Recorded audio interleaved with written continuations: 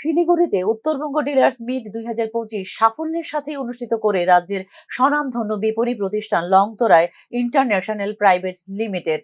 এদিনের অনুষ্ঠানে ত্রিপুরার সাথে সাথে দেশের বিভিন্ন রাজ্য যেমন উত্তরবঙ্গ, দক্ষিণবঙ্গ, বিহার, আসাম, মিজোরাম, মণিপুরে প্রোডাক্ট বাজারজাত করার পরিকল্পনাগুলি সবিস্তারে আলোচনা করেন লংতরায় পরিবারের কর্ণধার তথা ম্যানেজিং ডিরেক্টর রতন দেবনাথ। এছাড়াও প্রতিবেশী বাংলাদেশ সহ আন্তর্জাতিক পর্যায়েও প্রোডাক্টগুলি বাজারজাত করার উদ্যোগ রয়েছে বলে জানিয়েছেন লংতরায়ের ম্যানেজিং ডিরেক্টর রতন দেবনাথ। উত্তরবঙ্গ লংতরায় ব্র্যান্ডের প্রায় 130 খানা প্রোডাক্ট বাজারজাত করার উদ্যোগের প্রশংসাও করেন ম্যানেজিং ডিরেক্টর রতন দেবনাথ।